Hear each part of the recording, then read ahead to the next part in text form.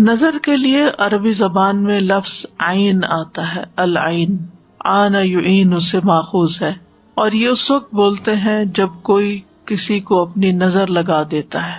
اس کی اصل حقیقت یہ ہوتی ہے کہ نظر لگانے والا کسی چیز کو پسند کرتا ہے، پھر اس کے نفس کی جو کیفیت ہوتی ہے، یعنی اس کے جو دل کی حالت ہوتی ہے، وہ اس کا پیچھا کرتی ہے۔ یعنی دیکھنے والا کسی چیز کو پسند کرتا ہے، اس کے دل کو اچھی لگتی ہے، اچھی لگنے کے بعد وہ اپنے دل میں کیا محسوس کرتا ہے؟ خوشی محسوس کرتا ہے، تعجب محسوس کرتا ہے، حسد محسوس کرتا ہے، دکھی ہوتا ہے، خوش نہیں ہوتا۔ تو یہ کیفیت اس نظر کے ذریعے اس چیز پر جا کر اثر انداز ہوتی ہے، اور اس کے مطابق اس کو پھر تکلیف پہنچتی ہے یا فائدہ ہوتا ہے۔ نظر کا اثر شعاع کی طرح ہے، جیسے سورج ہے تو سورج کی شعاعیں ہوتی ہیں، ریز ہیں، وہ ہم تک پہنچتی ہیں تو وہ ہمارے جسم پر اثر کرتی ہیں۔ اسی طرح جو چیزیں نگاہ کے ذریعے ہمارے جسم کے اندر جاتی ہیں، وہ چیزیں ہماری شخصیت پر، ہمارے جسم پر، ہماری روح پر، ہمارے دل پر اثر انداز ہوتی ہیں، اور ہم عام طور پر اس کو سمجھتے نہیں ہیں۔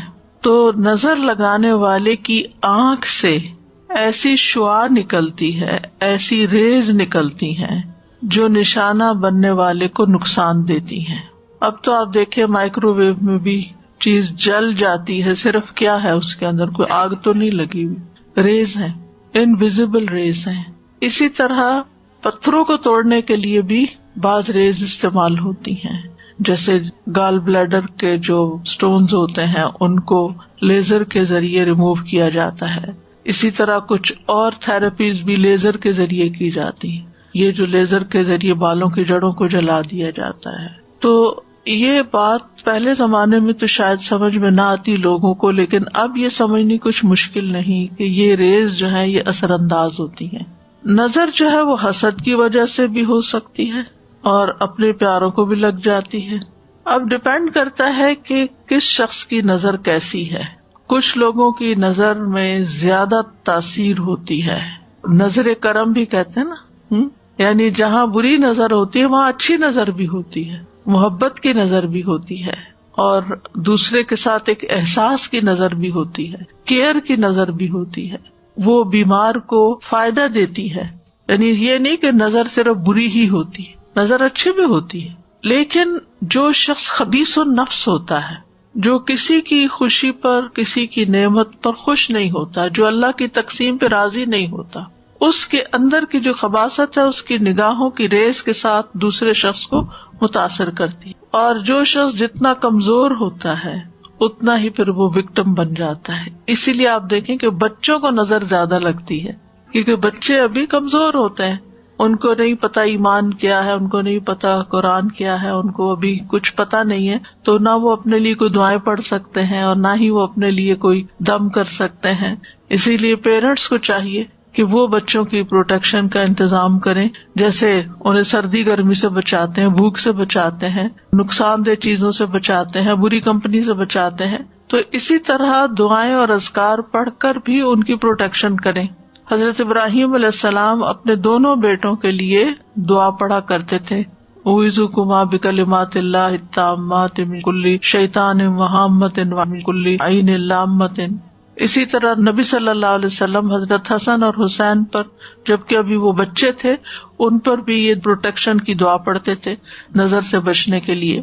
تو یہ جو نظر بد جس کو کہتے ہیں، جو انسان کو تکلیف دیتی ہے، اس میں بنیادی طور پر آنکھ کا ہی کردار ہوتا ہے۔ ابن القیم کہتے ہیں یہ زہریلے تیر ہوتے ہیں، یعنی نظر کے اندر سے جو ریز نکلتی ہیں وہ تیروں کی طرح ہوتی ہیں، جو نظر لگائے ہوئے شخص کی طرف حاسد اور نظر لگانے والے کے نفس سے نکلتے ہیں۔ کبھی اس کو یہ تیر لگ جاتے ہیں اور کبھی خطا بھی ہو جاتے ہیں۔